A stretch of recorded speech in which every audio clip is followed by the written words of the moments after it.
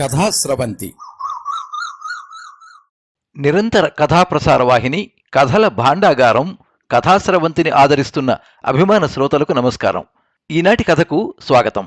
ఈరోజు మీరు వినబోయే కథ దశమగ్రహం శివరాజ్ కథలు కథా సంపుటం నుండి బోరింగ్. వినిపిస్తున్నది పప్పు భోగారావు. ఈ కథ వినిపించమని కోరిన వారు శ్రీమతి సులేఖ సురేష్. కథని ఎంపిక చేసిన వారు శ్రీ వల్లూరి విజయ్ కుమార్. ఈ కథనం మీకు నచ్చినట్లయితే ఈ వీడియోని లైక్ చేయండి, మీ మిత్రులకు షేర్ చేయండి, మీ అభిప్రాయాన్ని కామెంట్స్లో తెలియజేయండి. మీరు మొదటిసారి ఈ ఛానల్లో కథ వింటున్నట్టయితే ఈ ఛానల్ని సబ్స్క్రైబ్ చేసుకోండి. పక్కనుండే బెల్ ఐకాన్ని తప్పకుండా నొక్కండి. ఇలా ఈ ఛానల్ ద్వారా వినిపించే కథలన్నీ మీకు ఎప్పటికప్పుడు అందుతాయి.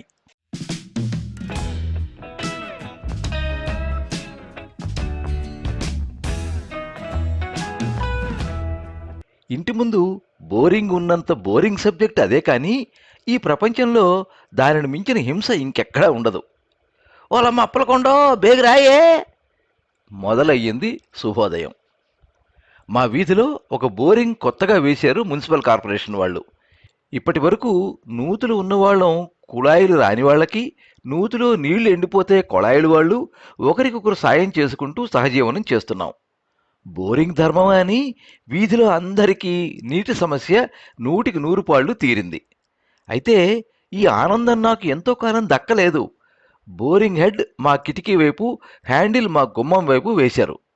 కాంట్రాక్ట్ జాబ్ కాబోలు నీరు పడగానే చిన్న పిసరు సిమెంట్ చపటా కట్టి తవ్వకాల సమయంలో తవ్విన నిలువెత్తు గోతిని పైపైనే కప్పి వెళ్ళిపోయారు వాళ్ళు. ఆ మట్టి జాగా సరిగ్గా మా గుమ్మం ముందరే ఉంది. తెల్లవారుజామున 4 గంటల ప్రాంతంలో, 4 ఎక్కడా, పూర్తిగా 4 కొట్టకుండానే మొదలవుతుంది బోరింగ్ వాడకం. 4-5 మధ్య కొంతమంది మొహాలు కడుక్కుని నీళ్లు పోసుకుని వాళ్ళ కాలకృత్యాలన్నీ మా బోరింగ్ దగ్గరే తీర్చుకుంటారు. వాళ్ళు మా పక్క వీధిలోని హోటల్ తాలూకా వాళ్ళట. వాళ్ళనక్కడ మొహాలు కడుక్కుని ఉమ్ములుమ్మి కంగాళి చెయ్యవద్దని, తాగే నీళ్లు కూడా అక్కడే పడతారని చెప్పి చూశారు మా వాళ్ళు. కానీ ప్రయోజనం శూన్యం. 5 నుంచి నీళ్ల మోతలు ఆరంభమవుతాయి.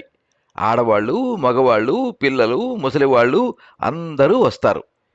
అందులో కొత్తగా పెళ్ళైన వాళ్ళు, ఆఫీసుకి టైం అయిపోయేవాళ్ళు, షాపులకు పోవలసిన వాళ్ళు, బిందుకింత అని నీళ్లు మోసేవాళ్ళు, హోంవర్కులు చేసుకుని స్కూలుకు పోవలసిన వాళ్ళు, పనిపాటు లేని వాళ్ళు, అన్ని రకాల వాళ్ళు ఉంటారు. అందరికీ అర్జెంటే, ఎవరూ నిరీక్షించలేరు. పోనీ వీళ్ళంతా ఒక వరుసలో బిందెలు, బాల్చీలు, గిన్నెలు పెట్టుకుంటారా అంటే అదేం లేదు. అలా వరుసలో వస్తే లేట్ అవుతుందని కొట్టుకుంటూ తిట్టుకుంటూ దబాయించి నోరు పెట్టుకుని పడిపోతే కొంత తొందరగా పని పూర్తవుతుందేమోనని ఒక అపోహ. ఆ అపోహలో జరిగే జగడాలకి అంతూ దరి లేదు. వీళ్ళ బిందెని బలాత్కారంగా లాగేసి వాళ్ళ బాల్చీ పెట్టేయడం, ఆడవాళ్ల మధ్య మగవాళ్ళు జబరబడిపోయి తమ బాల్చీలు పట్టుకునేందుకు ప్రయత్నించడం, మగవాళ్ల మధ్య ఆడవాళ్ల దబాయింపులు, వీళ్ళందరి మధ్య పిల్లల నిస్సహాయత. కొంతమంది పిల్లలైతే చీమెరపళ్ళల పెట్ట కొంచెం కూతఘనం అన్నట్టు పెద్దవాళ్లతో సమంగా తగువుకు దిగటం. కొంతమంది అశ్లీలపు తిట్లు, మరి కొంతమంది శాపనార్థాలు. అబ్బబ్బబ్బబ్బా!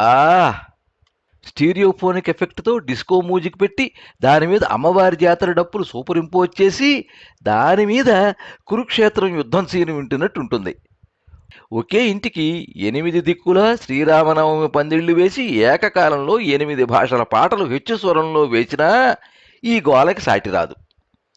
ఈ గుమ్మంలో సంత వలన నా ఆఫీస్ హోంవర్క్ మూలపడిపోయింది. మా ఆవిడ సంగీత సాధన పడుకుంది. మా పిల్లల చదువుల సంగతి ఇక చెప్పనే అక్కర్లేదు. తగువుల గోల ఇలా ఉండగా మా గుమ్మం ముందు మట్టి దిబ్బ బురద బురదగా తయారవుతోంది.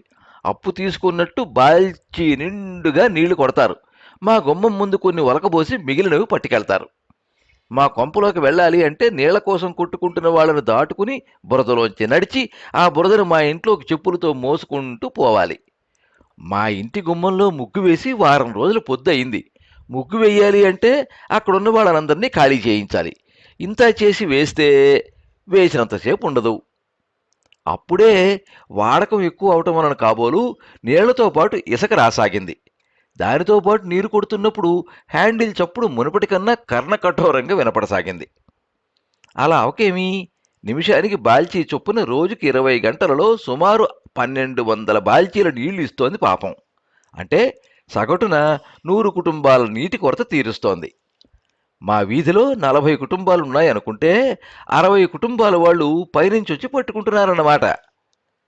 ఇసుక పడడం మొదలైన దగ్గర నుంచి కొత్త తగు మొదలైంది. పై వీధి వాళ్ళని మా వీధి వాళ్ళం అటకాయించడం మొదలుపెట్టాం.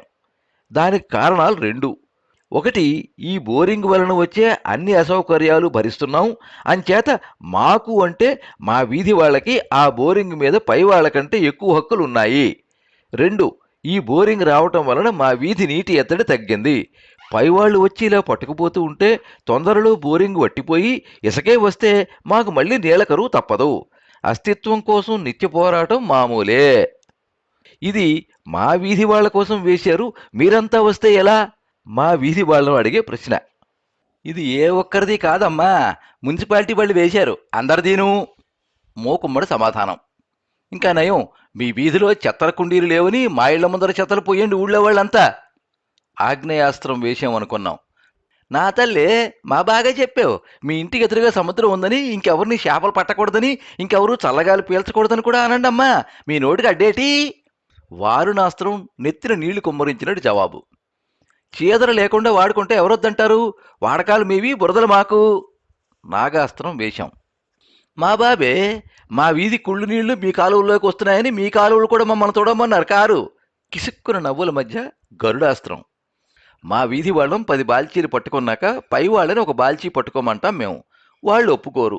రొద, గొడవ, గోల, బుర్ర పగిలి పిచ్చి పట్టేటట్టుంది.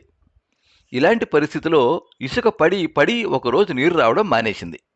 ఏమిటయిందో తెలియదు కానీ హ్యాండిల్ లూజుగా ఆడుతోంది కానీ నీరు రాదు. నీరు రాకపోతే పోయింది కానీ ఒక్కసారి శ్మశాన ప్రశాంతత ఆవరించింది.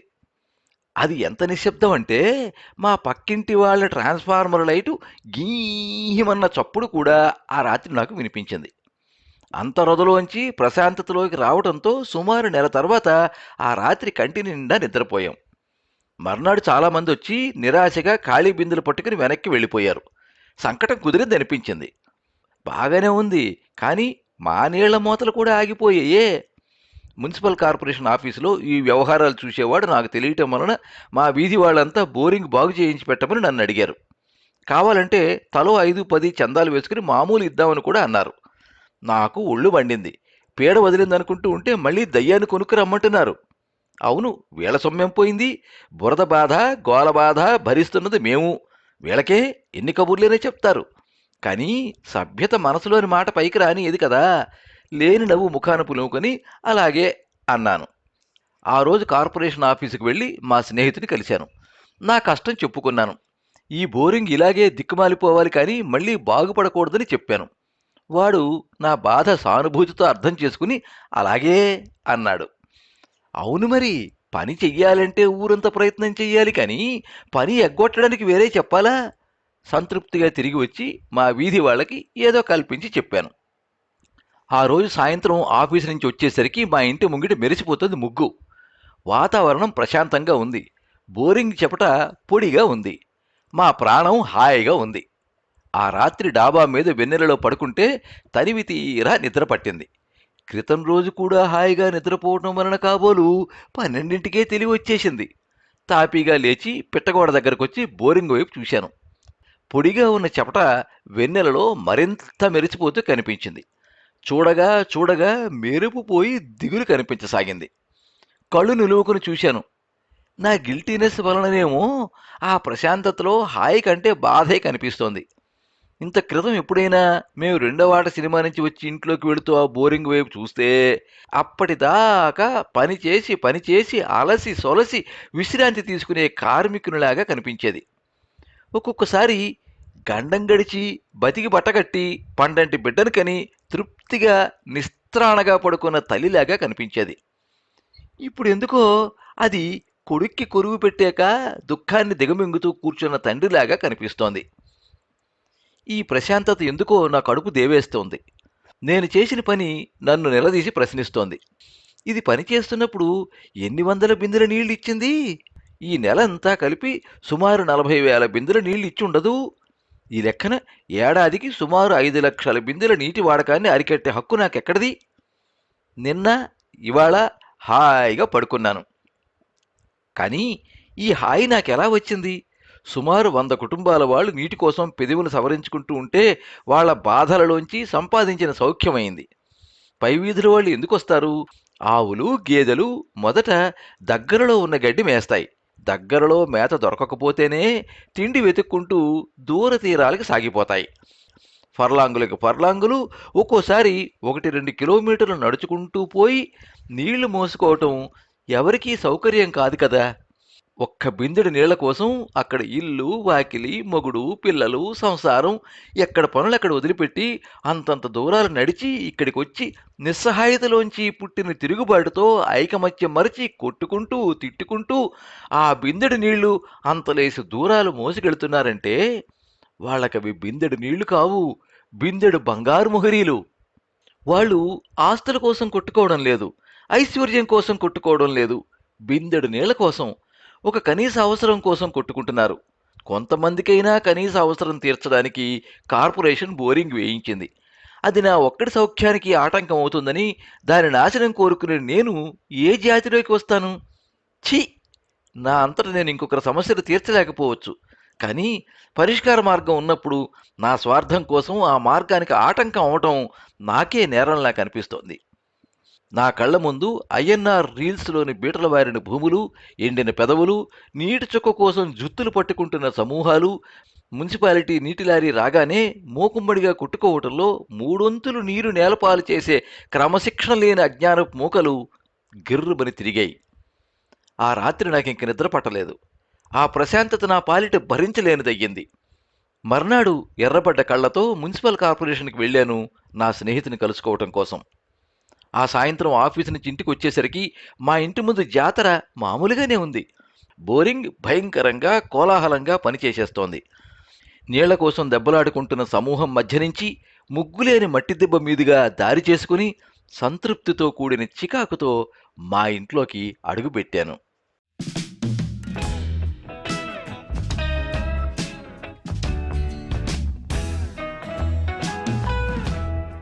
మీరింతవరకు బోరింగ్ కథ విన్నారు.